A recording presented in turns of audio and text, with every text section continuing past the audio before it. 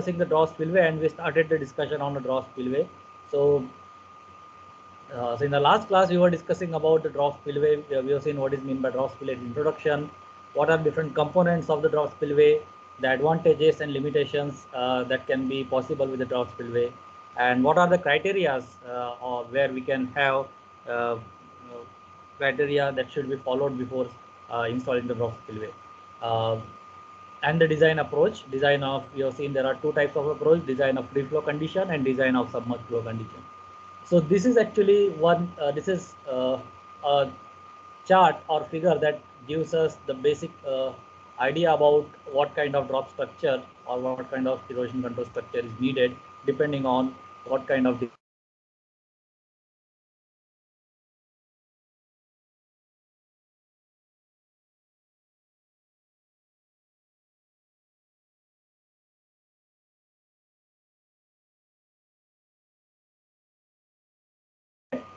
and on x-axis you have values in discharge, that is actually feet cube per second.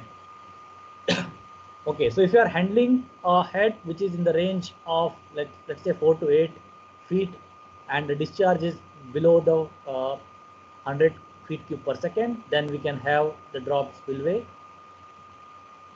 a drop or hooded inlet spillway. Or if you are handling within the same head and the discharge is more like 150 to 1500 feet cube per second, then we can have this drop spillway. So likewise, this is a chart that explains the criteria that can be general guide to select the structure depending on the control head and discharge. Okay, so we have seen, so all of these actually, these structures have weirs. So weirs are nothing but actually these are hydraulic control structure that allows waters to pass over it, so that we can control the upstream flow. Okay, so that we can control the upstream flow here. So in this case, actually, we are not discussing about the advantages of the weir or what are the purpose they are solving. But weir crest is actually one component of this control structure. So that with reference to that, we'll be talking in this lecture. But in general, these weirs are actually any hydraulic control structure that allows waters to flow through it, flow to pass through it, so that on the upstream side, the flow can be regulated.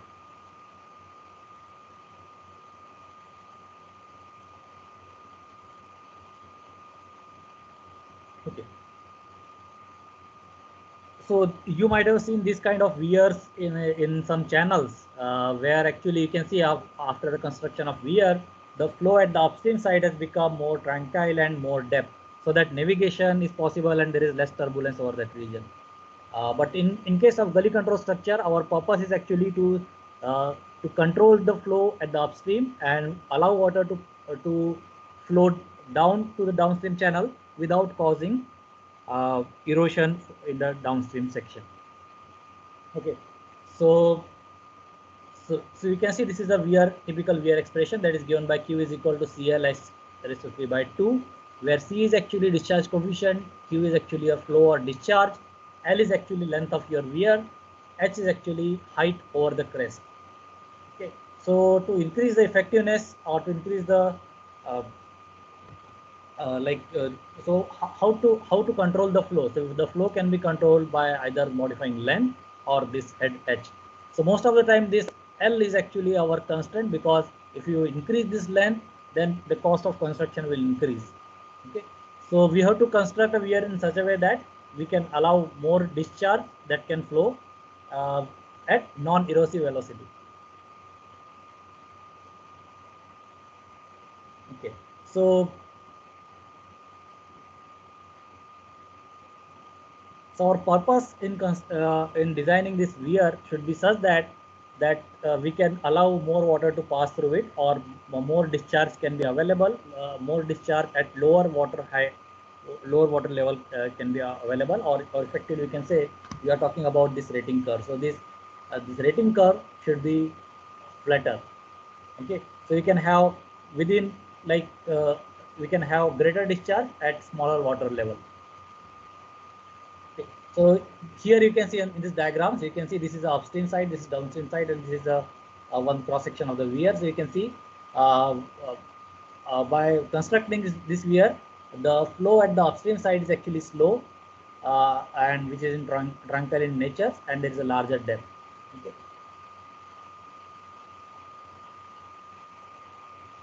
Okay. So now coming to the drop spillway. So drop spillway is actually a structure that is recommended for G2 type of gully, where the downstream fall of water is limited to 3 meter, and they are used along the gully bed to act as a control point, so that gully bed is not eroded below the crest level of the structure. Okay.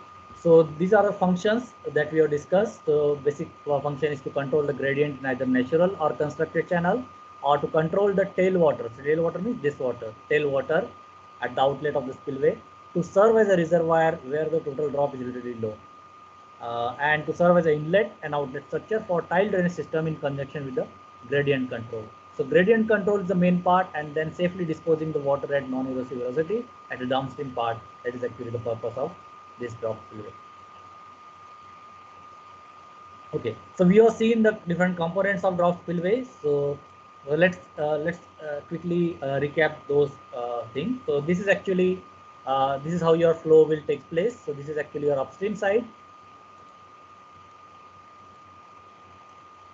This is the upstream side, and this is the downstream side of your channel. Okay, and the flow is happening in this direction. Okay, so you can see this is your head wall. This is your head wall extension, which is actually buried here. So this is actually your head wall extension, head wall extension. These two are actually your side walls. This is side wall. This is also side wall. This is actually your wing wall. These two are actually your wing wall. And these are the footings. One footing there that is actually behind this wing wall. This is your cutoff wall. The main purpose of this cutoff wall is actually to reduce the piping that is happening that can take place otherwise. To reduce the piping so the piping is nothing but the flow that is happening below the structure, or sliding, to avoid sliding, all these things, we have this cutoff wall. Then on the downstream side we have this apron. So this is your apron of your spillway.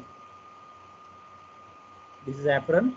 So purpose of apron is to allow water to fall over it, so that like dissipation of kinetic energy can take place here, so that once the water is released after the apron, after the toe wall, the velocity of water can be disposed at non-erosive velocity. So this is apron. On the body of apron you have various sills. This is your longitudinal sill, and this is your transverse sill, and these are actually your floor blocks. So purpose of floor block is actually to dissipate the kinetic energy of this water that is being dropped, and so that the hydraulic jump, whatever hydraulic jump that can take place, and the amount of energy can be dissipated here.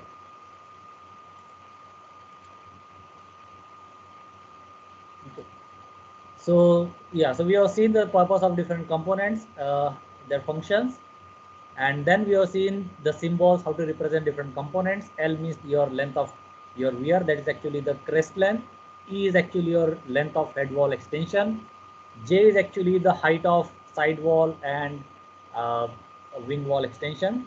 So this height, okay, above the base of your apron, this is the height of wing wall and side wall extension. J is that height. T is actually your depth of toe wall. This is your toe wall, depth of toe wall below the apron. Okay. S is actually height of your transverse sills or end sills. So these are actually your transverse sills. So these are your transverse sills. This is actually height of your transverse sill. This is S, above the apron, and LB is actually your length of your apron. So this is actually your LB. Okay, and now talking about the heads.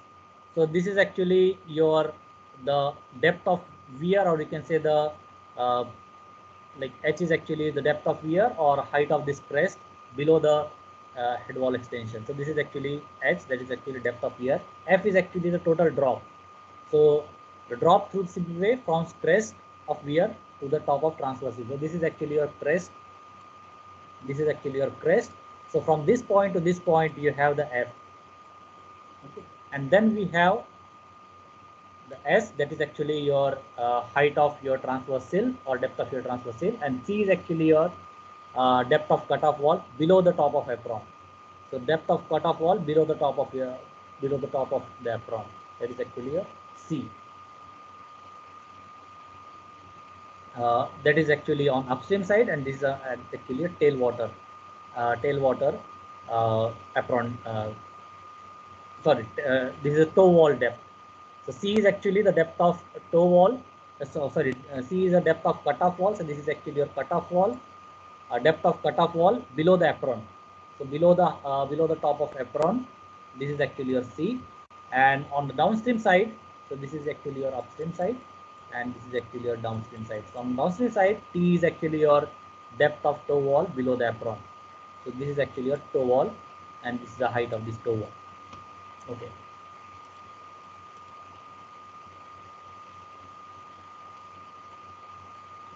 Okay. Now it is important to note that like this ratio H is actually your depth of wear, and F is actually total drop. Okay. So as this ratio of H by F increases, there will be tendency to score the downstream part, and this tendency will increase. So if H by S increases, H means what? That is a depth of wear. If this ratio is more positive, okay, if the ratio of H by F increases, the tendency for score to occur is also increases. So for this reason, because most of the economical spillway for a given discharge they tend to they tend towards low value of H by F ratio, and it is recommended that this ratio should be kept lower than 0.5 with an absolute maximum value of 0.75. Okay, so in any case, your value should not be greater than 0.75, but ideally should be the ratio of H by F should be lesser than 0.5 in order to have like uh, uh, safe safe disposal of runoff water. Okay, so you can see this L and H are actually important parameter in controlling the discharge over the weir. That also we have seen the weir equation. We have seen Q is equal to the discharge coefficient times LH raised to 3 by 2.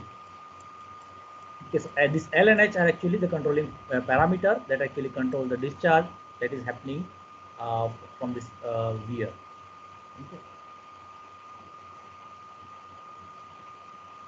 Okay. Now the ratio of this L by H, this ratio of L by H should be greater than equal to 2.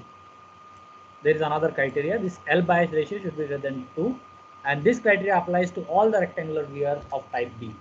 So what it means that if there is increase in effective length, so if we increase this effective length L, it raises the discharge capacity of the weir, and hence the higher water flow at the smaller head can be possible. So without changing H, if you are increasing the L, then more discharge can be allowed.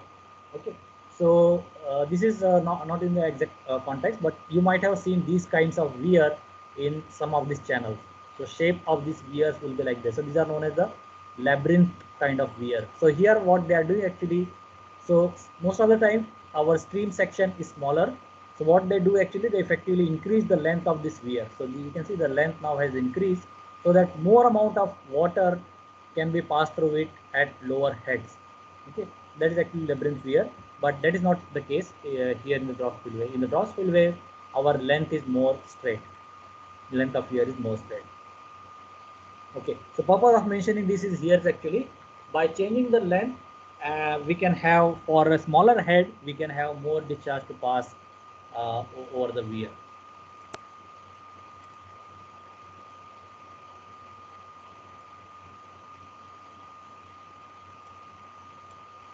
Okay, then we have seen the material of the construction of draw spillway, and then the advantages they provide this draw spillway: stability, non-clogging of weir, low maintenance cost, ease and economy of construction, and standardizations are easy. So these are some of the advantages of draw spillway. And then we have seen some disadvantage, because when the drop that we are handling it is more than 3 meter, then their cost of operation will not be more economical, and they are also not economical in a cases where our main purpose our objective can be served by our main objective is to serve as a temporary control structure, or temporary spillway storage is desired in those cases also. this there can be disadvantages. Okay. So it is not favorable structure when it is desired to use it in the form of temporary spillway storage to obtain large reduction of discharge at or downstream from the section. So these are some of the disadvantages of this drop spillway. Okay, then we have seen the criteria for layout selection. So site selection and proportioning of the structure should be such that it satisfies the objective and meets the stability requirement at the minimum cost. So site selection should be dependent on the availability of adequate field survey data set and field survey data set on different kinds of foundation data set.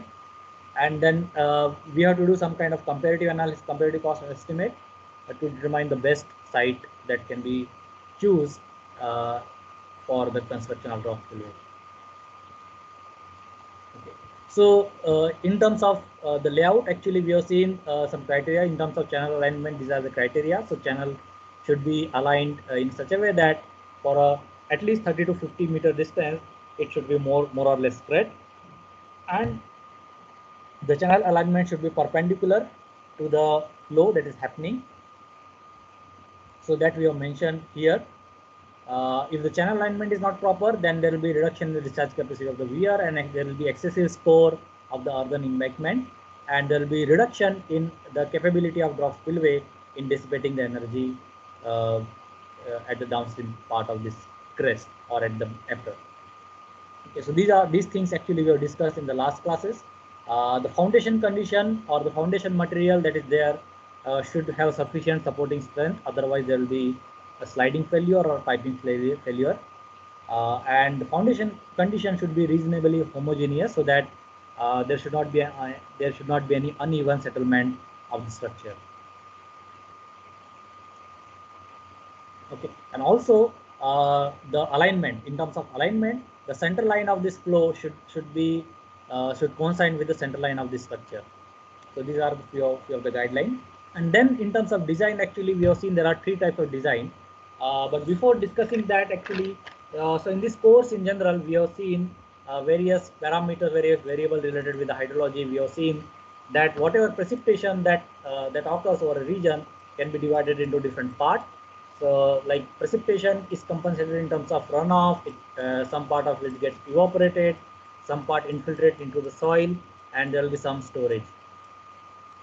So whatever the precipitation that we receive, that actually adds into the storage, that some part of it actually goes into the soil in the form of infiltration, some part will be evaporated into the atmosphere, and remaining both in the form of overland flow, surface runoff or interflow, or plus the subsurface runoff joined to the runoff. Okay, so this is what we have discussed in the hydrology part. Okay, so after that we started discussing about soil and water conservation because we are handling the runoff. So because if the runoff we are not able, if you are not able to control the runoff properly, there will be more soil erosion.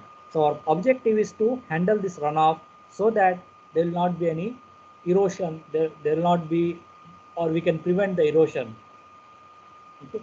So our objective in the soil and water conservation is actually to reduce the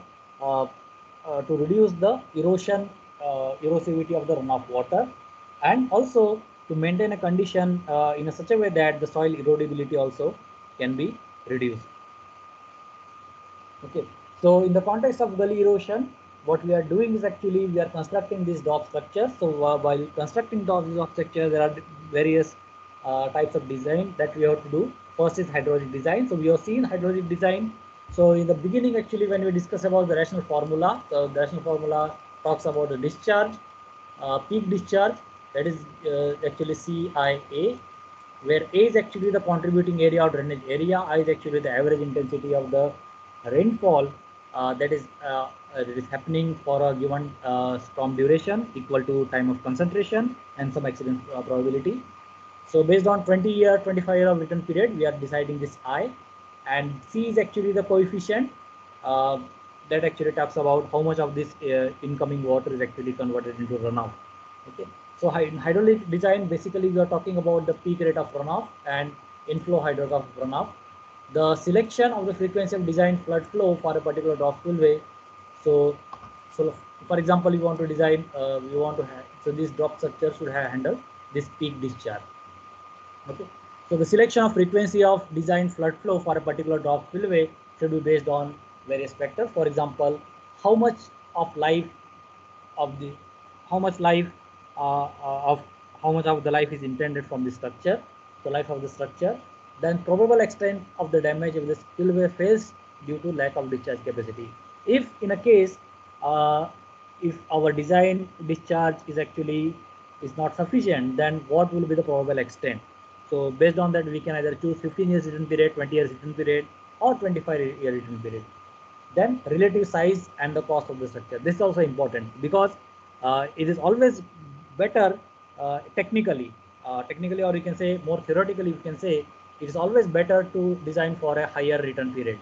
Okay, but if you are designed for a higher return period, but if you are designing for a higher return period, then the cost of the construction will also go high. So we have to choose a path in such a way that our cost of construction is also minimized, and also our structure should serve a purpose for a sufficient duration of the time, and also there will be less amount of damage that may cause if there is a extreme return period occur beyond the design capacity. Okay, so if so for example, if you're designing for a 15-year, 20-year return period, and there is a storm that takes place about 35 years of return period, so that storm also should not cause much damage to the structure, much damage to the downstream side and the upstream side, and also to the structure. So depending on that, we have to select proper frequency of the design in designing the hydrologic design, designing the various peak discharge. Okay, so before that, let's see, we have two cases in front of us. So first is actually like one when we know the discharge capacity.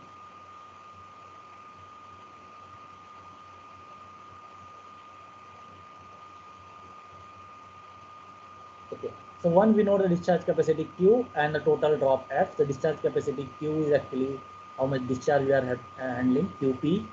This is F, that is actually our drop. If these two things are known, then our objective will be to find the length of weir L, the depth H, that is actually this is your H. This is actually your length of weir. This is your length of weir. This is actually your H. This is actually your H. That is actually depth of your crest. To provide adequate discharge and the freeboard capacity. That will be our objective. So in the first case, we know the Q and we also know the F. So Q is known and F is also known. So in that case, we can go with this approach, or another approach can be if F is known, this L is also known, or H is known. Or in general, we know the parameters, the structural parameters of this drop spillway, and we have to find the how much discharge it is handling Q. Okay, so these are the two approaches, and these two approaches can be think of like submerged case or free flow condition. Okay, but before that, let's see this diagram here. So let's say this is actually that denotes the like this is actually the height of your crest. Okay, so this is actually so I'm explaining this. I'm showing this section to you. So we are looking from this direction, and this is actually what it looks like. Okay, so this is actually your total, the height of this your head wall extension. This is how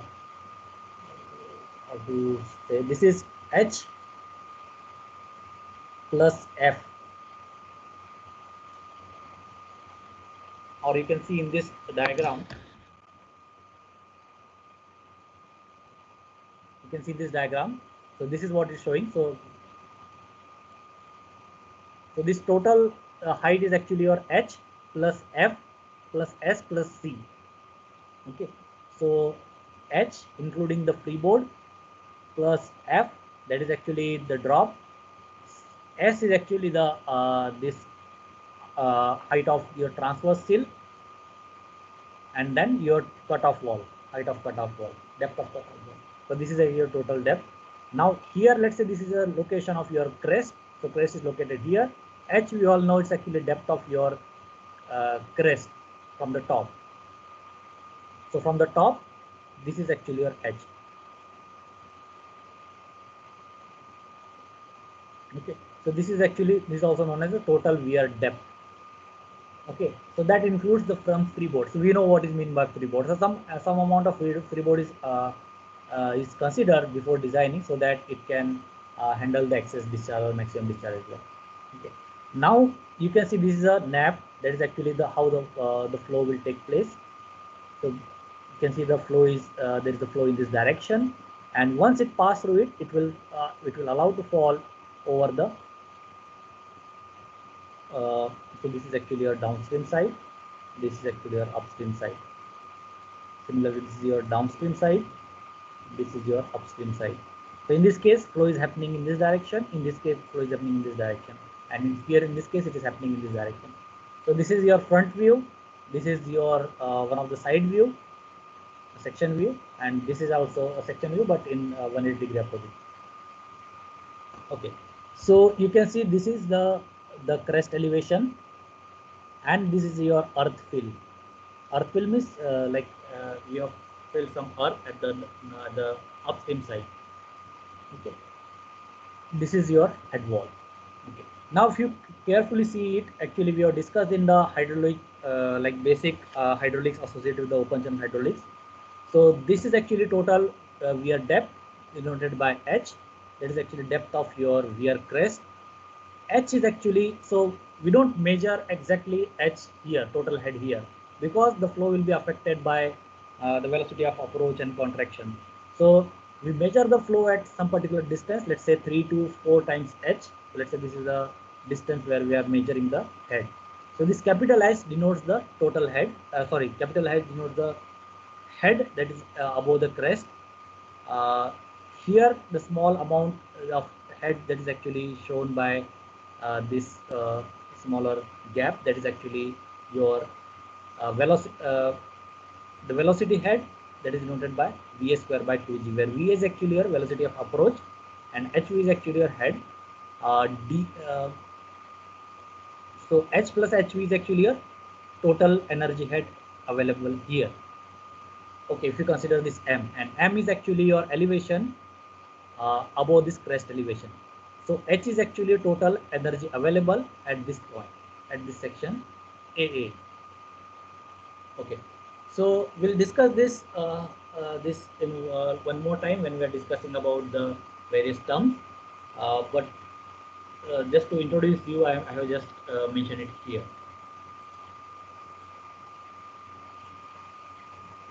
Okay, so you might have studied this in the fluid mechanics class when you have weir.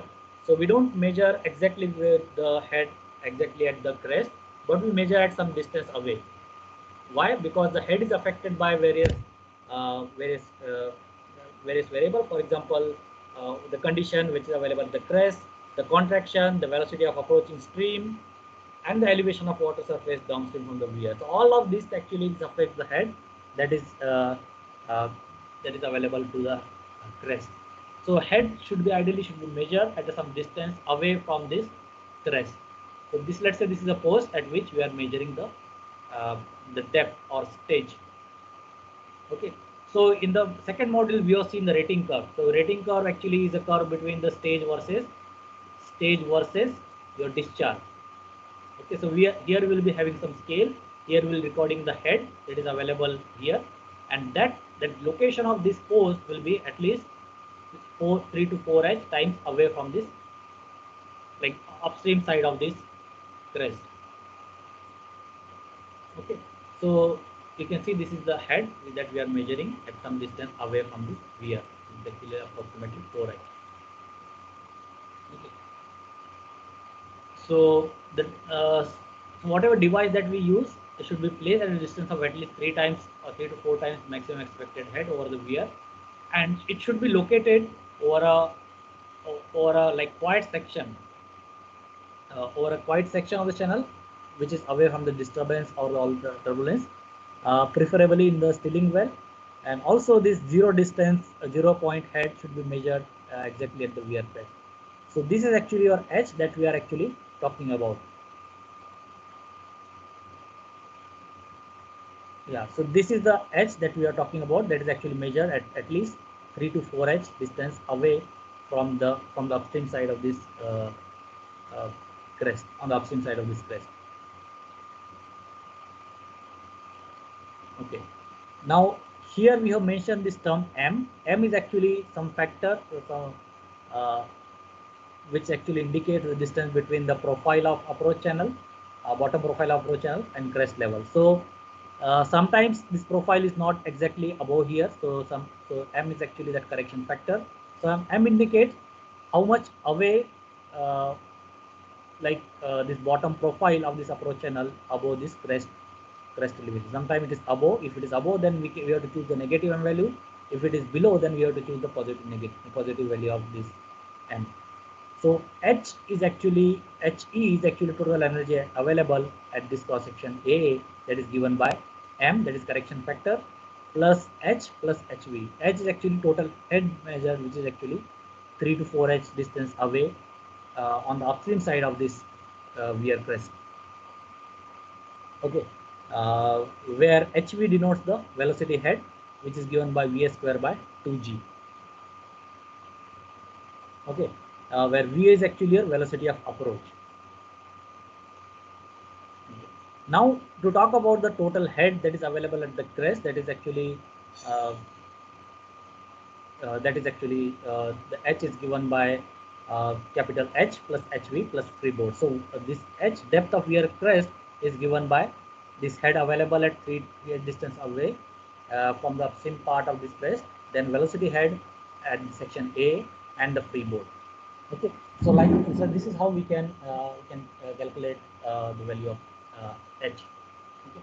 Just give me 1 second. I'll just continue the discussion.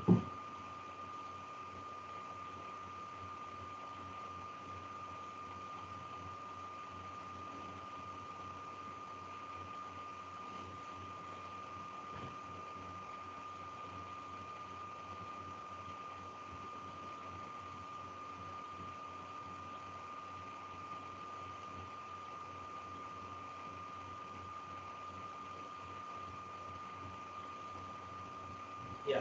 So H is actually your depth of. You can see, as you can see in this front view, H is actually your this depth of your crest, that is given by H head, that is measured at a 3H or 3 to 4H distance away from uh, this drop structure on the upstream side. HV is actually velocity head and plus freeboard.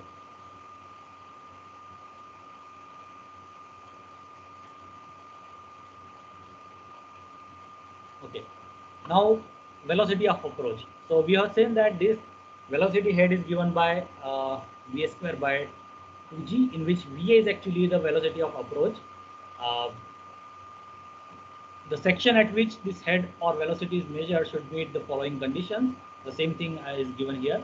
It should be at least 3H, 3 to 4H distance on the upstream side of the weir to avoid fluctuation in the head. So where you have to measure this head at a location where the flow will be uh, more like it will be calm, and there should not be any fluctuation in the flow, and the flow should not be affected by the downstream part of this downstream flow. Okay. So that is actually the one case, and also it should not be so much away from the this wear crest, so that there will be some energy loss from this point to this point. Okay, so it should not be so far upstream that energy loss between the chosen section and wear will affect the design. Okay, so our purpose is to select a point at the section A in such a way that it should be at location at some distance 3 to 4 distance away from this wear crest, so that the flow will be more tranquil and some depth will be there, and there will not be much fluctuations here, and between this point to this point there should not be any significant energy losses.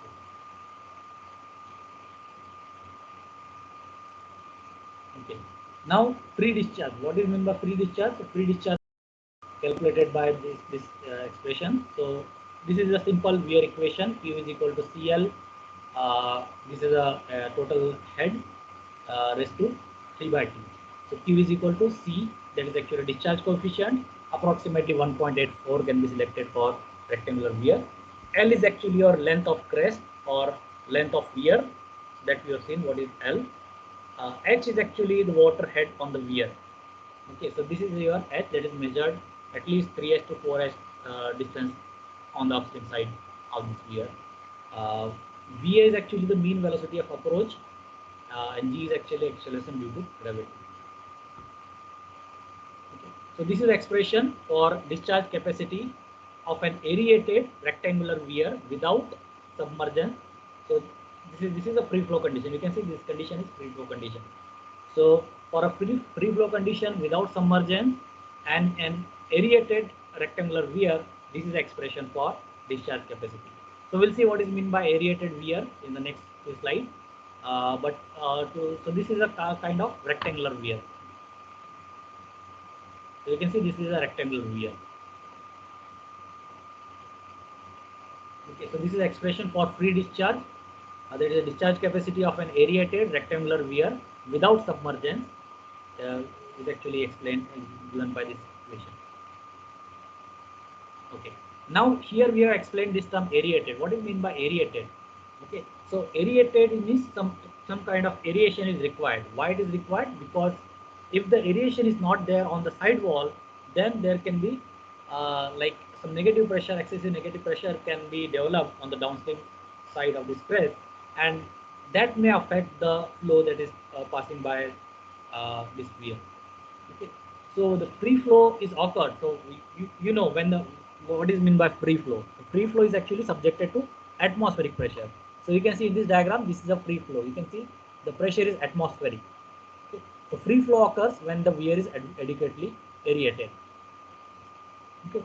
So this aeration is required because if the aeration is not there, there will be excessive negative pressure that may form below the nap. So this is actually your nap. Okay, and this is actually, let's say, your side wall, and some on the side wall some aerated this thing is provided, aerated holes are provided. Okay, so this aeration prevent formation of excessive negative pressure below the nap, which in turn would cause fluctuation of head and instability of flow and increased load on head wall. So if this aeration is not there, then there will be more fluctuation in terms of head, and it will call the flow will be more unstable flow, and there will be more load on the head wall. Okay, so this is a depressed nappy where there is no free flow condition. So this is, you can see the unaerated profile. This is the partially aerated, and this is fully aerated profile.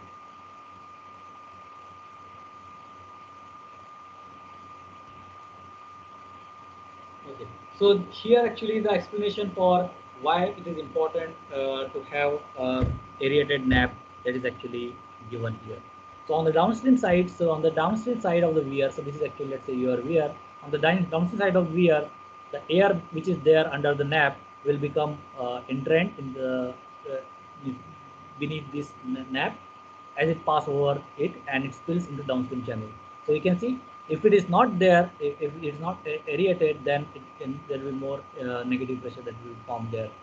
So as the air becomes entrained, there will be less and less air available. So you can see in this here actually, so as the air is being entrapped and it's not complete, the aeration is not proper, then there will be more like negative pressure get formed under the nap, and this reduction in the air under the nap creates a pressure gradient. Ultimately the nap will get collapsed against downstream face of the weir unless the new air is not allowed to replace the entered air. So there should be sufficient aeration so that the air which is there, it should be easily replenished by the new air which is actually passing by. If this case is not there, then this pressure will tend to build up, and there will be some hydraulic gradient, and it will affect the flow condition on the downstream side. Okay. So insufficient aeration, whether by poor sidewall geometry or insufficient vertical drop from the weir crest downstream water surface, can increase the discharge as much as by 25%. resulting into flow readings that are dramatically different from the designed aerated NAP condition. Okay. So this is actually the purpose of NAP, aerated NAP. Now freeboard. So freeboard is actually noted by small f, is actually a vertical distance from the maximum water surface elevation of the head wall to the top of head wall extension. So this is actually your maximum water surface level. From this point to the top of your head wall extension, that is actually, this distance is known as freeboard f. Okay, so this factor f, this freeboard is provided against the possible occurrence of condition which is not being anticipated during the design and protection against the overtopping of wave action. Okay, so because there can be some kind of completely non-uniform flow, or like some kind of waves can also be there. So under those cases, in order to avoid the overtopping, this kind of excess freeboard, some distance will be left. So the total weir depth from this point can be given by h, that includes the freeboard, or you can, if you want to exclude like this, if you want to write it like this, is also possible. H is actually your freeboard plus h. Okay, the f, this depth of weir h is given by the freeboard f. There will be some freeboard plus h that is measured at some distance away on the upstream side, and v square by 2g, that is actually a total weir depth. Okay, so you can see it here. So this is actually your crest elevation. So this is the crest elevation. So this elevation is actually made up of this thing. So this is the h plus v square by 2g. So that will give us this this profile, this energy grid line, and on the top of this energy grid line we have to keep some freeboard.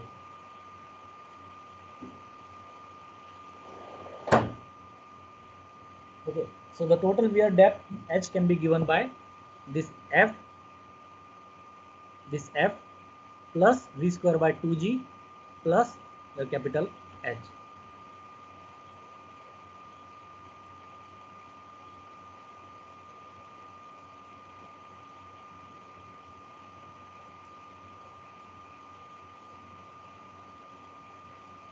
Okay. Now, to design this air vent, these are the expression. So the size of air vent can be estimated by this equation, which is given by A by L is equal to 0.121 He raised to 3.64 divided by P to the power 1.64, where A is actually the required cross-sectional area of that aeration hole. A is the required area of the aeration hole in centimeter square. That is important. It is in centimeter square. L is actually your length of weir in meters. P is actually your differential pressure between the atmosphere and the pressure under the NAP. That is in heights of water, meters of water.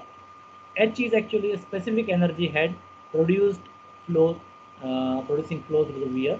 So we have seen in the last lecture of this module what is meant by this He, or specific energy. So we are measuring the specific energy with respect to the datum, channel bottom. Okay.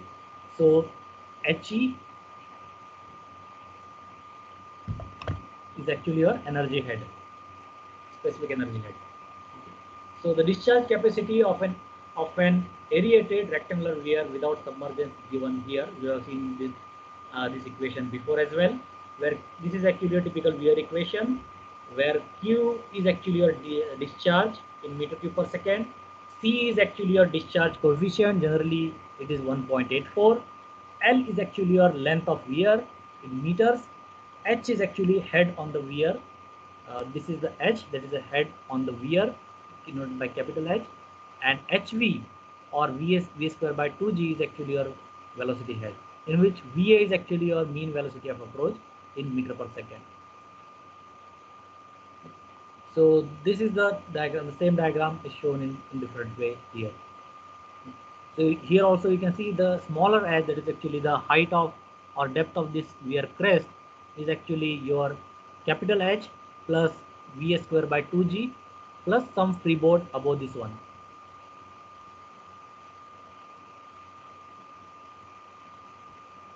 Okay.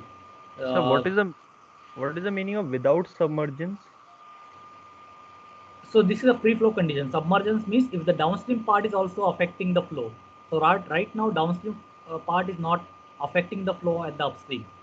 So So suppose the means the water is entire, so yeah, in submergence the entire weir is uh, covered. There is no freeboard.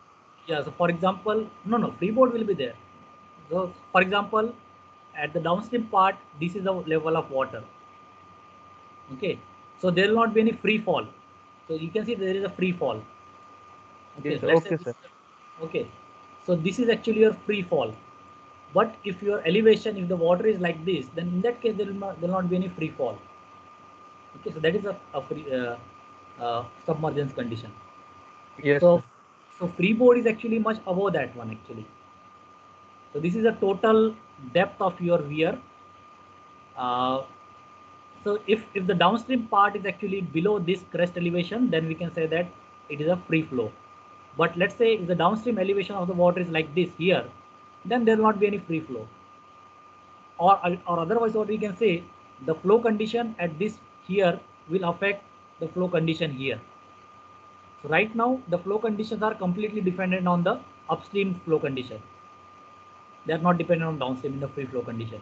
But in the submerged case, because it is submerged, then this part is also affected by the what is there on the downstream side. Okay. So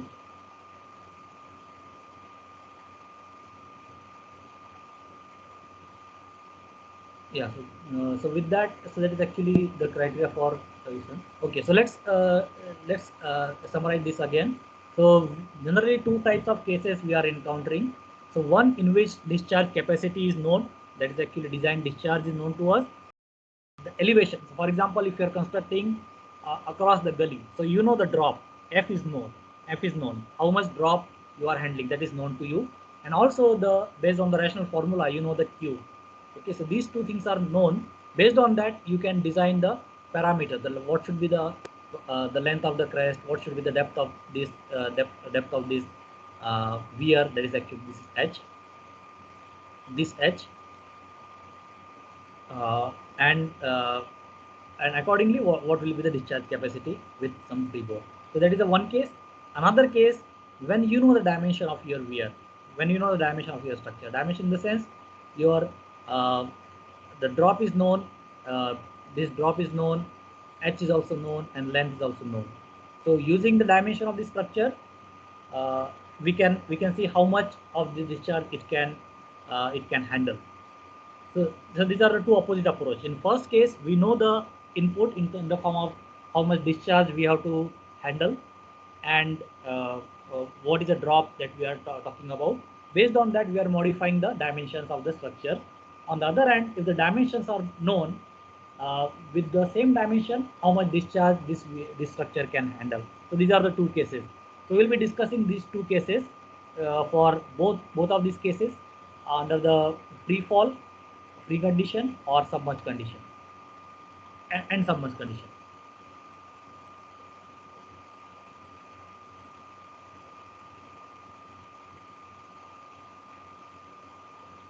Okay, so let's see first case. First case is actually your free flow condition.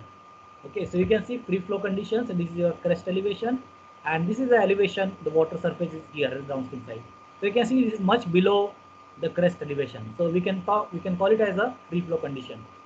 So free flow condition occurs when the tailwater surface is uh, below the crest of the weir. So this is actually your crest of the weir. So in the previous slide, so this is actually your crest of weir. Okay. So if the tailwater, so tailwater means water which is at the downstream. So this is actually a direction of the flow. This is your downstream side. This is your upstream side. Okay. So if the tailwater surface, this tailwater surface is much below this crest elevation, then we call there is a free flow, free fall. Okay. So this is actually free flow condition. So in this case, we can see the discharge over this weir. So this is actually your crest. Okay, so on the top of this there is a fall. Okay, so we may consider this as like this. So let's say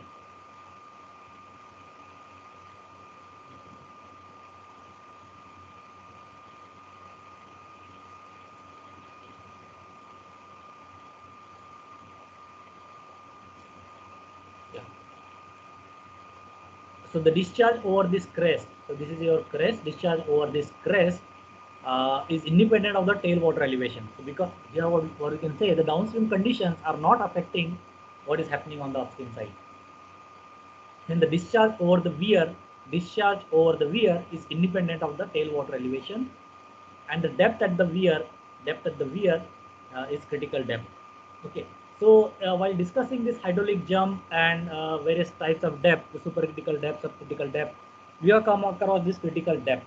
So critical depth is actually a depth at which we have the minimum specific energy. We have seen the specific energy curve. So on the upstream side, we have a kind of subcritical flow, and here there is a hydraulic jump that is happening. Since we don't have the so in case of chute spillway, we have some chute that is there, over which we can see there is some kind of like supercritical flow. So basically, we have constructed this weir so that we can measure a reading here. On upstream side, we can regulate the flow so that the flow here will be more non-erosive. And once it is allowed to fall on this apron, and once it leaves to this structure, it will again become non-erosive. So whatever energy dissipation that can take place over the structure. So that's why that's the purpose of your structure. Okay, so what we are doing actually, we are allowing hydraulic jump to take place over this structure, over this apron, and we are having some kind of energy dissipator here so that the dissipation of energy can take place here. Okay, so this is a case one. So in the case one, what is known to us? Case one, what is known to us? We know the how much amount of runoff we have to handle. We know the value of Q, peak discharge, and how much drop we have to handle. It means the ground condition is known to us. What will be the design discharge, and what will be the drop that is known to us. And let's say we are designing for free flow condition. So once this the hydrological variables are known to us, then in that case we have to, our objective is to find the required dimension that can able to handle the design discharge Q and the drop F for free flow condition with minimum freeboard. So why minimum freeboard? Because like if you are increasing, so we can increase this height like any height we can select, but ultimately it will increase the cost as well, and also this structure will not be more efficient. So with minimum freeboard and desired Q, what will be the dimension of our structure? What will be the length of crest? What will be the depth of crest? That we have to find out here. Okay, so these are the steps. So first, what we have to do, so since the value of discharge is known to us, Q is known to us, and F is also known to us, we can have some combination, and we have to design the values of L and H in such a way that our design will be efficient. So what we can do, we can obtain some relationship between L and H. So this relationship can be find out using this expression. So we can assume some value of H. H is this value. Okay, this is your H. Once the value of L is assumed, H is assumed, we can put it here. So let's say we assume the value of H as 1. So H is 3 by 2 will be 1. So we can substitute this H here. Now C is also known to us because this is specific to the rectangular weir. Let's say 1.84 or 1.77, there is some constant. We have assumed the value of H. C value is known to us. Q is also known to us here. That is actually design discharge. F is also known to us. That is actually your drop. Okay. So using that, using the assumed value of H, we can find the value of L. So let's say if you assume 1 meter H, then for that 1 meter of H, we have found this is the value of L. Okay. So, but this is actually some kind in some decimal. This put it in the like we can have like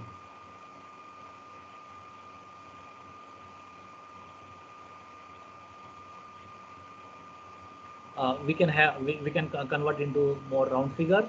So let's say instead of taking 6.386, we can have one practical value like 6.5. So using this 6.5 as a L,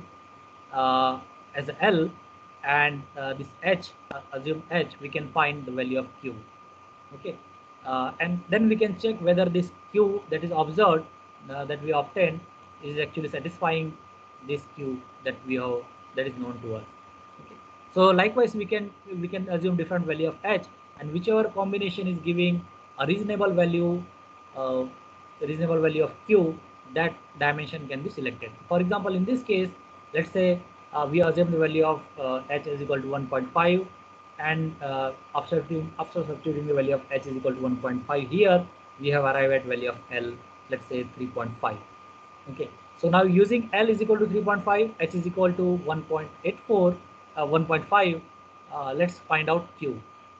So using that, let's say we have found out Q is equal to 10.06, which is approximately similar to the what is known to us, approximately 10 meter cube. This is just for example. These readings are just for example. So say this estimated Q is close to the known Q. If it is the case, then we can choose this dimension. Okay. Sometimes you can have some more values of Q which is close to our known Q, but in those cases we have to see whichever is giving us the less value of length, because if you are increasing the length, then also the cost of construction will increase. Okay. So Sir, yes. sir, we already know Q is equal to CL H in H to the power 3 by 2. So Yeah. why are we using this different equation, sir? No, but we don't know the what is the combination of L and H. Like we can guess H, and using that previous equation only we can get the value of L. Yeah, suppose for example you have guessed H, that is what we are doing actually. So we have guessed some H, value of H here, and using this H we are finding the L. Okay. Now using this L and H, whether we are arriving at the same Q, that is what we are checking. Okay, Because sir. here we have approximated, right? Here actually it is 3.48 and we have taken as 3.5. So it is also should give the close to.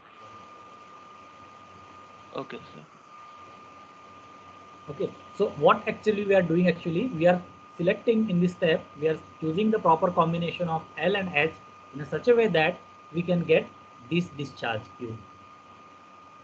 So then means after this step, the known parameters to us will be Q, F, L and H. Okay. Okay. Now once this is known, then we have to design for freeboard. Okay. So we have seen this H is actually given by F plus H plus V square by 2G, that we have seen in the previous cases, in the previous slide. So here this total H is equal to freeboard plus this H plus V square by 2G. Okay. So to find out F, we have just find out the value of H, and we know the value of uh, and we have to find out this value. To find out this value, you can go with this Weir equation that we have discussed for free flow condition and aerated Weir. Q is equal to CL HA plus V square by 2G. So here Q is known, L is known. So using that, we can calculate this component H plus V square by 2G. Okay, and that component we can substitute here, and H we have just estimated, that will give us the value of F. So freeboard.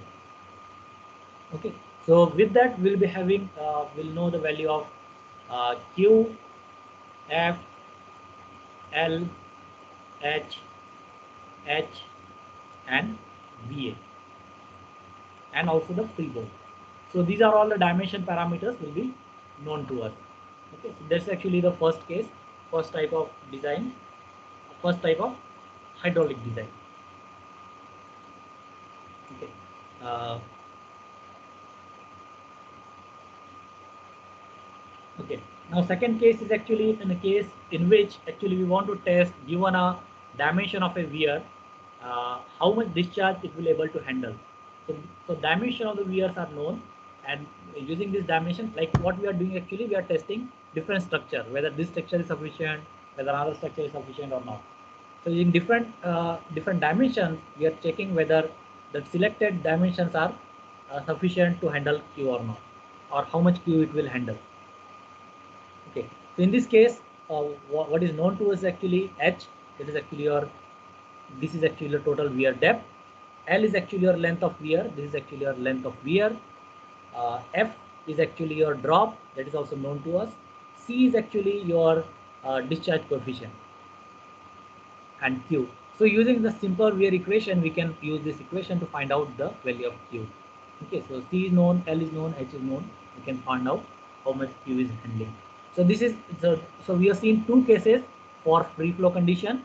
Now we'll see a case in a submerged flow condition. Okay, so on right hand side you can see an example of submerged flow condition in which actually you can see like you can see there is submerged conditions. You can see there is a tailwater. So tailwater elevation. So this is your tailwater elevation, which is h2 distance above the crest elevation. So it means the flow here will be dependent on this tailwater as well. Okay. So when the tailwater surface, you can see this is your tailwater surface. When the tailwater surface is actually uh, above your crest elevation, so this is your crest, it is above this one. In this case, it is h2 distance away above the crest elevation, then we have the submerged case. So in this case, discharge over this weir may or may not be independent of the tailwater elevation. So depth of submergence is a term that is actually a difference between downstream water surface elevation and crest of weir. So this is actually a depth of submergence. Difference between downstream water surface elevation and crest of weir. Okay. So here when we have this kind of condition, to consider the effect of submergence effectively, we have to recognize various situations where this effect is likely to exist, and we must have reasonably accurate estimates of tailwater condition.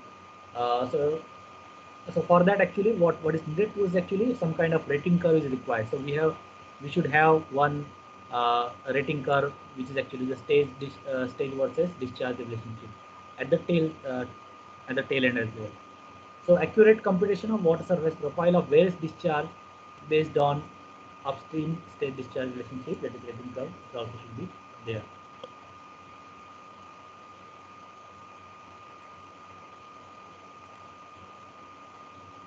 Okay. So these are the few of the cases to consider the effect of submergence in a more effective way. We must recognize the situations where the effect is likely to exist, and few of the specific locations are mentioned here. So these are the specific cases where this kind of submergence will likely to occur. So first is at the upper end of drainage ditch. So let's say we have a drainage ditch.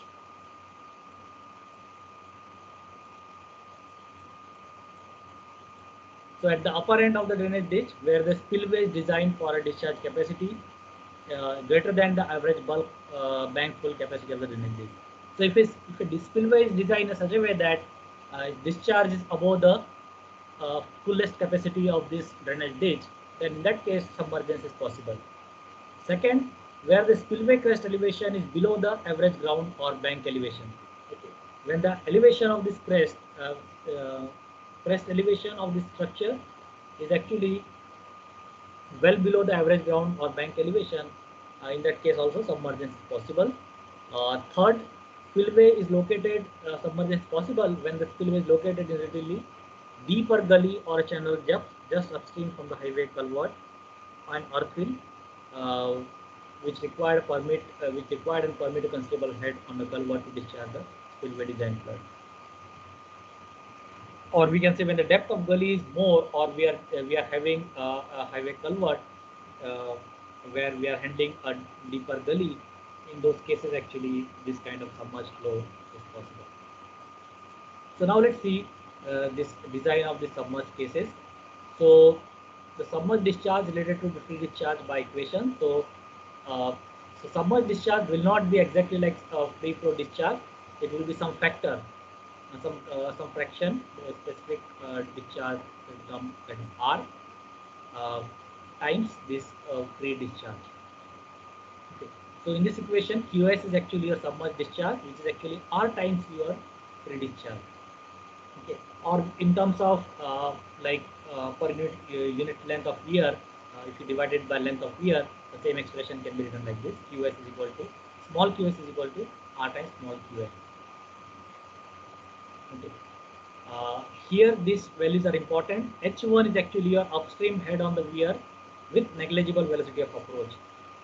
Okay, so H1 is actually your H minus F. So remember, we have seen in the previous cases in the like free flow conditions, we have accounted for velocity of approach also here, but here we are assuming that velocity of approach is very small. So the H1 is given by your total H minus your freeboard. H2 is actually your submergence depth. Okay, so means above the crest level. Above the crest level, what is the level of water surface and tailwater? Okay, the difference between the elevation between the tailwater and weir crest, that is actually this.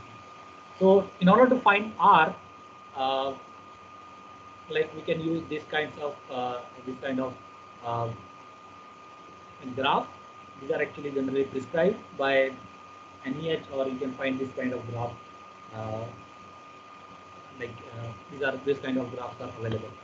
So these graphs are between the submergence ratio, that is actually H2 by H1, H2 by H1 on x-axis. On y-axis we have ratio of submerged discharge by free flow discharge. This is actually R. Okay. Now free flow discharge we already seen how to calculate. So this is actually typical weir equation. Q is equal to C times LH raised to 3 by 2. Okay. So here, so for free flow condition, we are seeing this equation LH raised to 3 by 2. So here C is actually 1.84, H is equal to H1. Okay, that is actually your QF, that is free flow, and by multiplying with this R, we can get the submerged free flow, submerged discharge. Okay, so let's see this case here. So there's a first case in which this is known to us. Like for example, the design discharge is known to us. H2 is also known to us. This H2 is also known to us. F, that is actually freeboard, that is also known to us, and C is also known to us. Okay, C is actually a discharge. Okay, so now what we have to find? We have to find the combination of L and H. Okay, so using this known variable, we have to find the value of L and H. So we have to use a similar approach, but we have to see this criteria. The criteria is actually your H1. This H1 should always be greater than H2. Then only the flow will take place in this direction. Okay, if H2 is greater than H1, then flow will not take place in this direction. So H1 should always be greater than H2. That should be one case. Okay. Now here also we have to follow, we also do the same thing. So we can assume the value of H. So with the assumed value of H and known value of freeboard, we can find out the H1. Okay. So this we can assume H and F is known. We can find out the value of H1. Okay. And then we can find out the value of H1 raised to 3 by 2, and that can be used in this weir equation. Q is equal to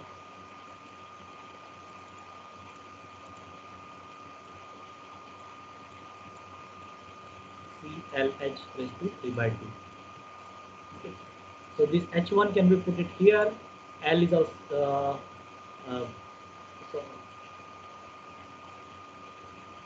so actually this is actually for unit length. Actually we are talking about 1.84. That is actually C. So we can get the weir equation here. Discharge for unit length of this precondition weir. Okay. Now we can from this graph H2 is known to us. H1 we have just calculated based on this assumed value of H. So H2 by H1 is known. Now we can go back to this graph which was between H2 by H1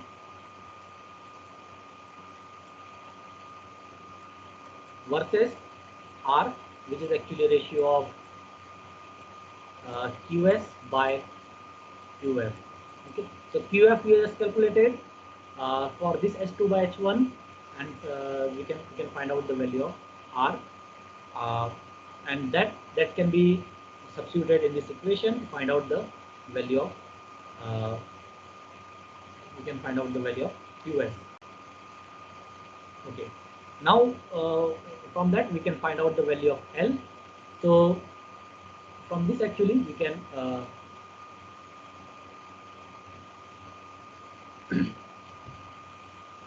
so from this equation we can find out the value of a proper combination of L and H.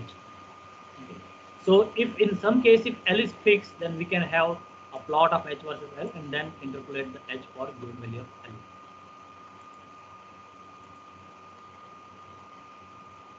Okay. So this is one example that is given. So let's say we have assumed some value of let's say we have assumed value of H here. For this assumed value of H, we are calculating H1. From this H1, we are putting this H1 here in order to calculate QF.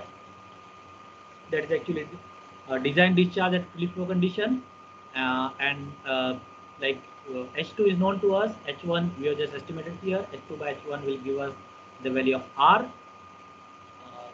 No, sorry. From this H2 by H1 and R, we can find out the value of QS. Okay, so this is a value of QS, that is actually discharge at submerged case, and when this is divided by Q, so here Q is known to us, so Q divided by QS will give us the value of L. So Q is known and QS just were estimated, so Q divided by QS will give us the length for this assumed value of H.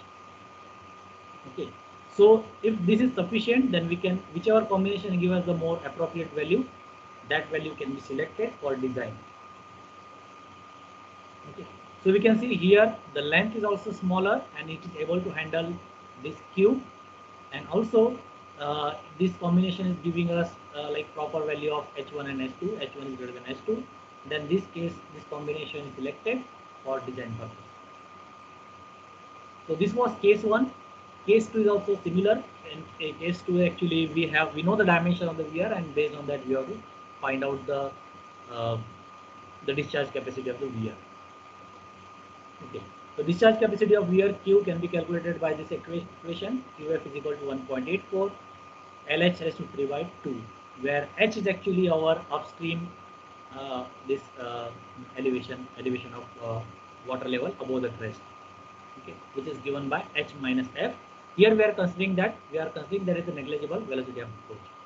So H1 is equal to H minus freeboard.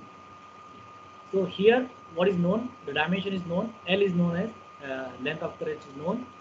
H is also known. This F freeboard is known. Crest elevation is known. And stage discharge. This at the downstream water downstream side, that is at tail water, we know this rating curve. Okay.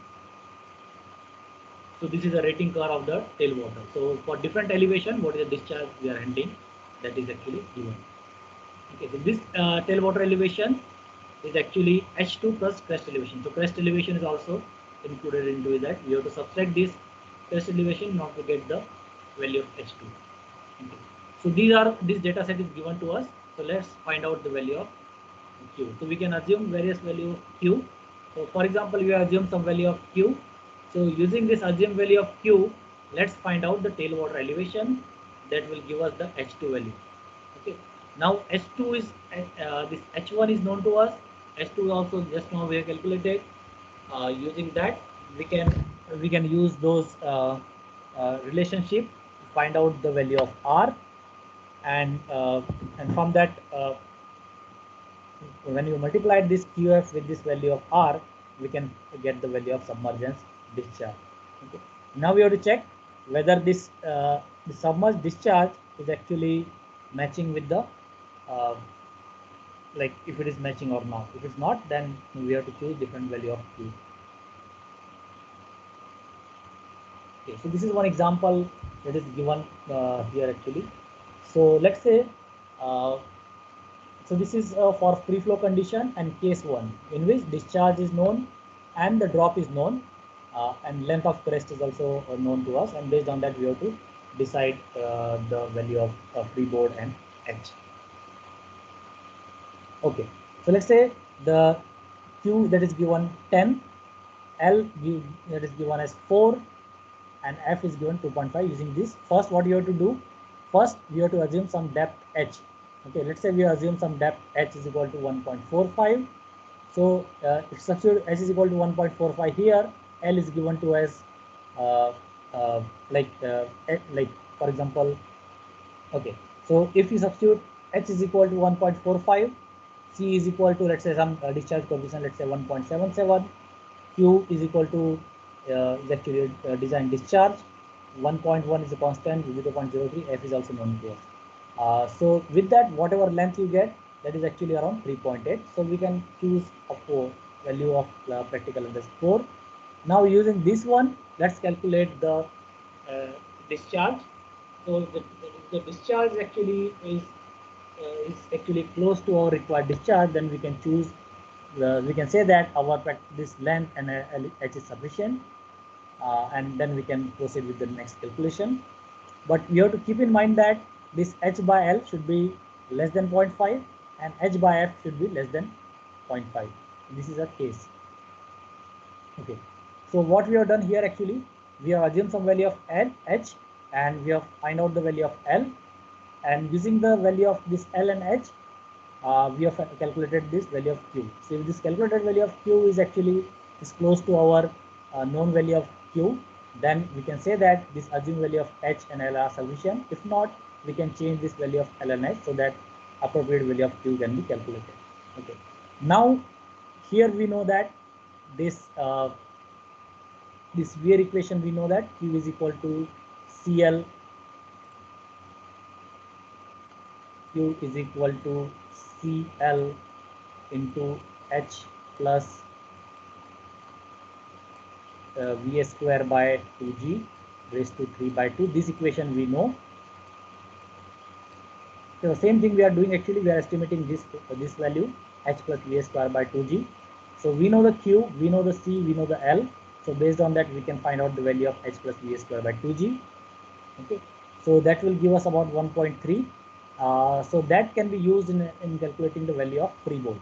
So we know this H is equal to your freeboard plus H plus V square by 2G. Okay. So we have just now estimated the value of V square by 2G, H plus V square by 2G, that is 1.3.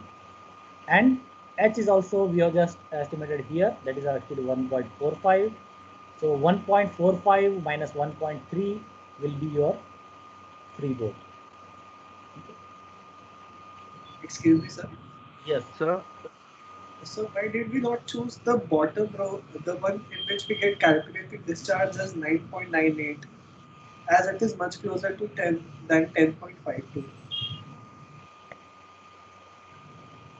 Okay.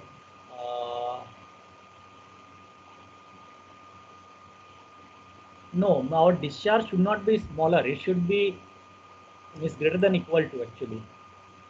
So our Okay, design sir. should handle discharge at least 10 meter cube per second.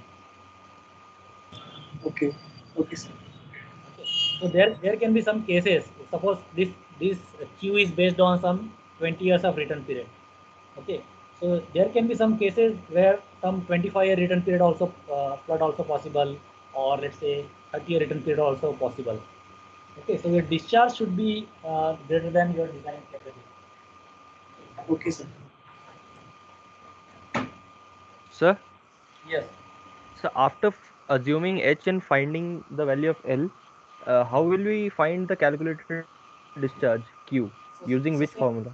the same formula.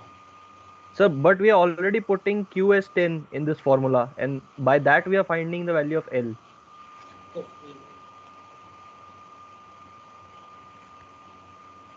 So no, it for will example, all yeah. So for it example, let me do the calculation. Suppose for example, P I'm taking 1.77, L I'm taking, let's say, 4, H I'm taking as uh, H is 1.45.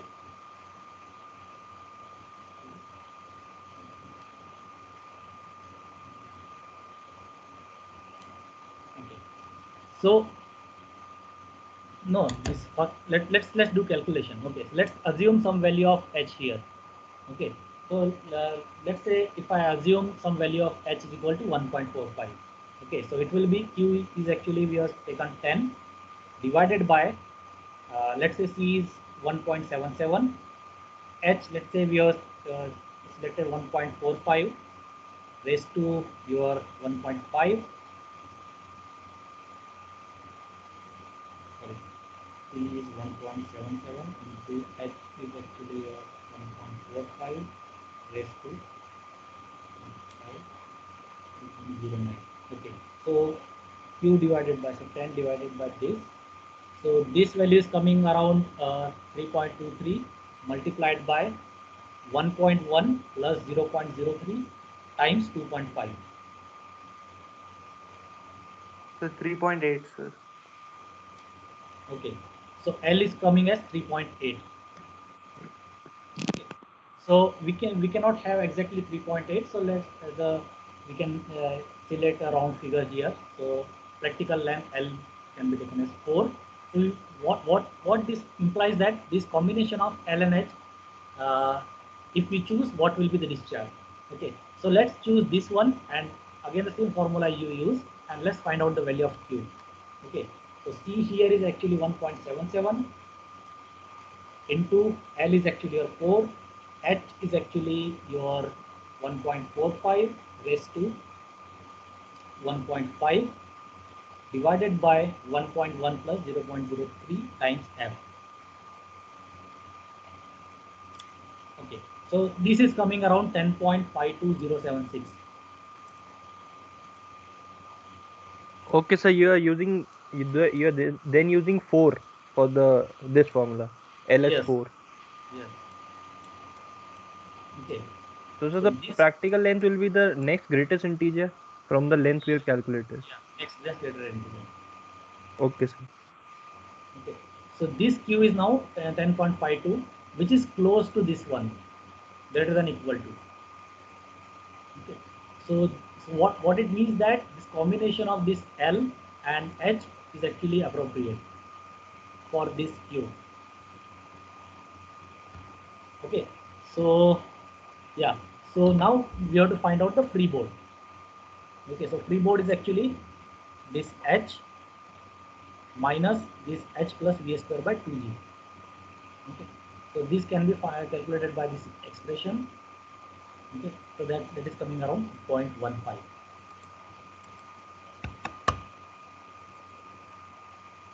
Okay.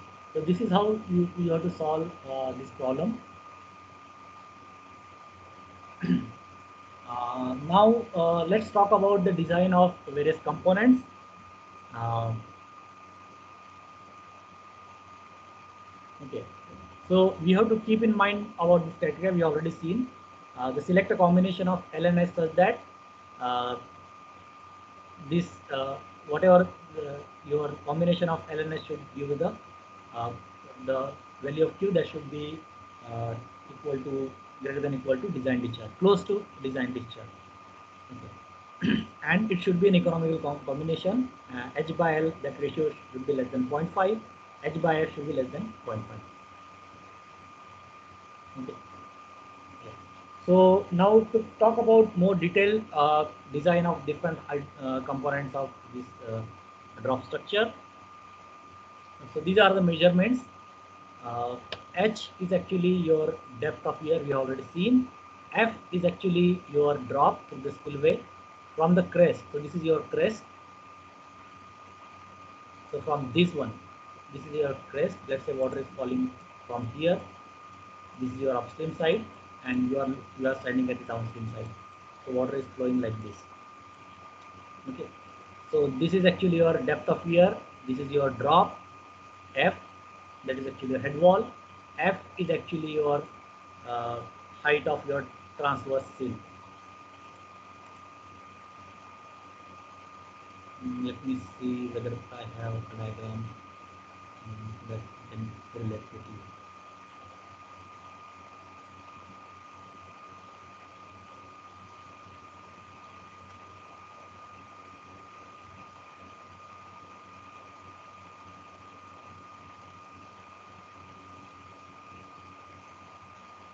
Yeah.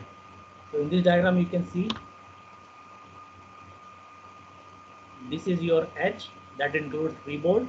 This is the head wall, or you can say the drop, and this is the height of transverse sill. That is actually S. This is your S.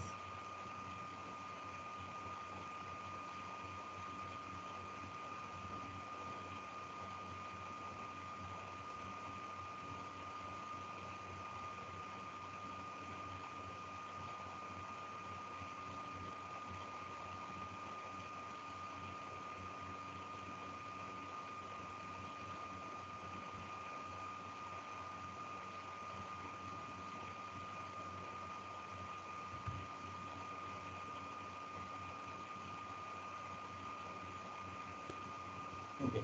Now let's see the various components. Height of transverse sill. So this is your transverse sill. Height of your transverse sill, S, denoted by S. So it is it can be approximated as a or first we have to choose LNS such that just we have discussed, like LNS should be such that estimated Q should be approximately equal to design Q. So this criteria you have to always keep in mind. Based on that we have the value of LNS, and based on that we are designing the various other components. Now first is S, height of transverse sill S. So S is actually a DC by 2. DC is actually a critical depth. So critical depth can be again calculated by this equation. DC is equal to cube root of Q square by L square G. Okay.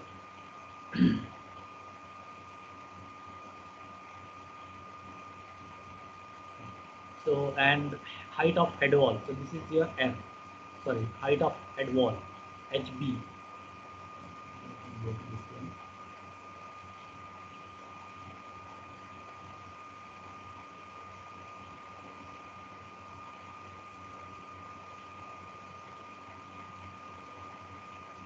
Okay. So this is actually your height of head wall, HB.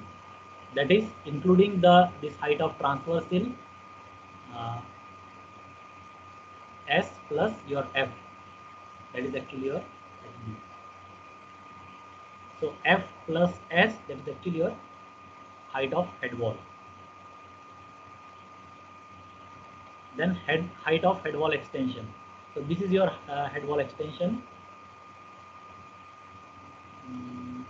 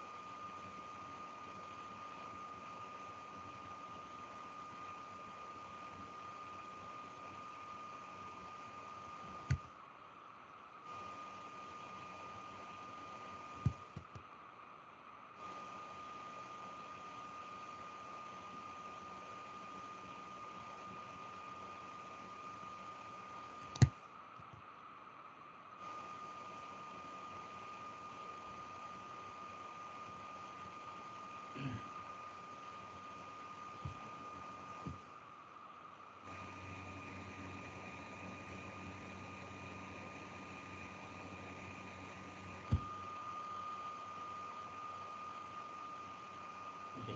So height of head wall extension. So this is your head wall extension. Okay, so this is head wall extension. Height of head wall extension will be given by this F plus S, F plus S plus H. H plus F plus S, that is actually your height of head wall extension. Okay. So this total height is actually your this total height, that is actually H plus F plus S. That is actually height of head wall extension. Then minimum length of head wall extension. So this is a criteria. So we have to either choose this criteria 3h plus 0.6 or 1.5f, whichever is maximum. We have to choose maximum value of either this one or this one, whichever is maximum. That is actually minimum length of head wall extension.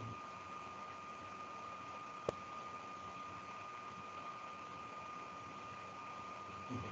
Next is minimum length of apron. So this is your apron, and this is the length of apron LB. Okay. This is your apron. This is the length of apron. Okay. So minimum length of apron is given by f plus 2.3 into h by f. H is actually your this depth of wear crest. F is actually your uh, uh, your freeboard plus 0.5. LB is equal to f plus 2.3 h by f plus 0.5 f, or 2 times f plus h plus s plus 0.3 minus j. J is actually your height of your joint between side wall and uh, like wing wall. Okay. Whichever is greater, that value of LB you have to select. Then height of side wall and wing wall junction, that is your J. So this is actually your J. The height of side wall and wing wall junction denoted by J. It can be either 2h or f plus h plus s, f plus h plus s minus LB plus 0.13 by 2. Whichever is greater, either this one or this one, whichever is greater, that is actually your J. Similarly, here also, whichever is greater, that will be LB. Now, depth of cutoff wall and toe wall. So, cutoff wall and toe wall, these are actually your cutoff wall, depth of cutoff wall, and this is actually your depth of your toe wall. So, it can be written as 1.65 times S plus 0.4F plus 0.75 by 4. So these are actually some expression. Normally design this data set is actually given. So you have to choose proper combination which will give the design proper like efficient design. Okay. Now side wall dimension, this M.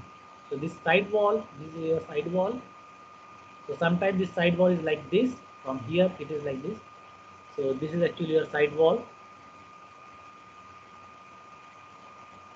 So we can split into two parts. This is M and K. M is given by this expression. K is given by this expression. M is equal to 2 times F plus S plus H. This is your S. This is actually we are seeing this is DC by 2. H is actually your this depth of your crest. So M is actually your F. This is your F plus H plus S.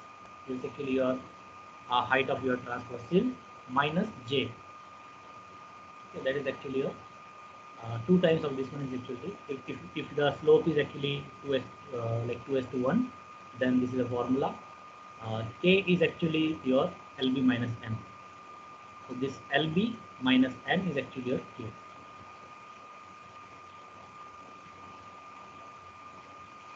Okay.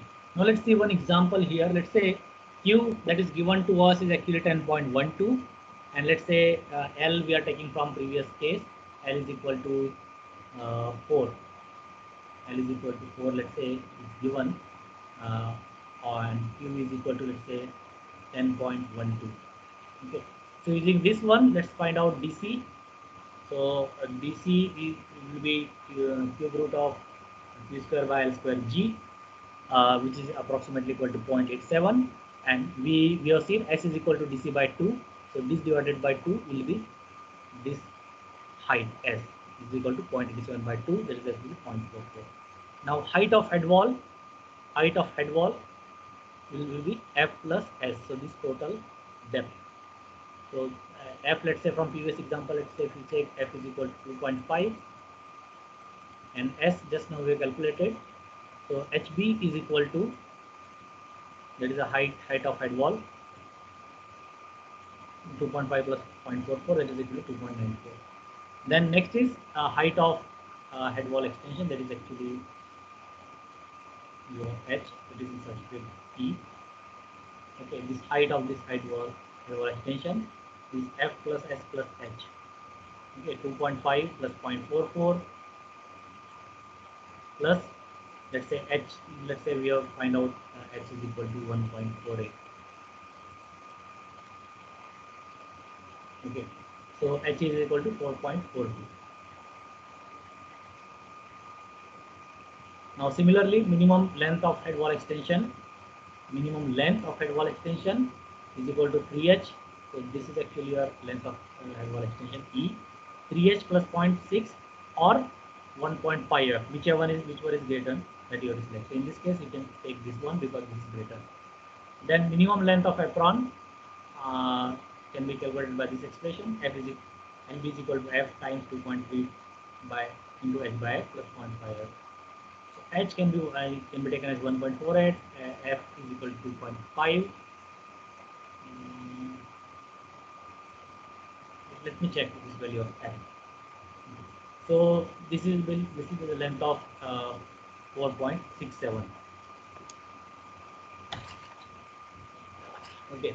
Then height of sidewall junction and wing wall junction J, whichever is greater, 2h or this value, whichever is greater, that we can take.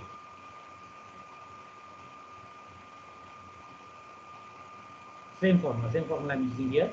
And then height of sidewall line mentioned. So this J, height of this J is actually either 2h or this value, whichever is greater, that can be selected. Then depth of cutoff wall and toe wall can be calculated by this expression. Okay. So this T should be maximum of 1.2 or the value which is computed from this one. The maximum value of this one can be taken as value of T. So this is how we can calculate different components. Actually, this is for height wall, this M and K. This is how we can calculate different design components of that includes the hydraulic design of different components in case of free flow condition.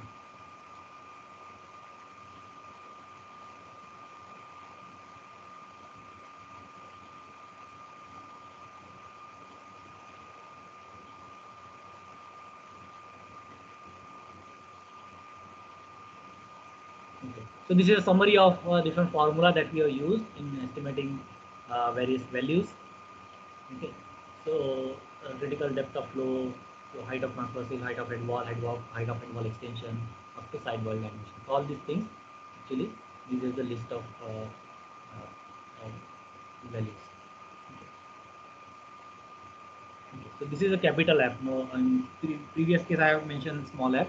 This is actually capital F. LB is actually f times 2.28h by capital F plus 0.5.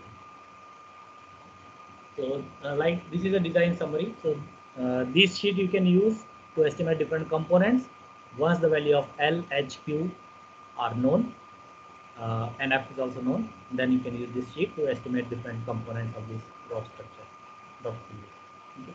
So with that, we'll stop here for today's class. So in today's class, we have seen the hydraulic design of drop spillway. In the next class, we'll continue our discussion on the structural design of this drop spillway. And with that, we'll stop this course. So in the next class, we'll be discussing about the structural design, and that will be the last part of our this course. So with that, we'll stop here for today. Okay. So tomorrow we'll be having the discussion on structural design, and the quiz we can have it on Friday, both quiz and the presentation viva, presentation viva of different group. Okay, sir. So the syllabus for the quiz will be after Bunds. Yeah, terrace. Starting from terrace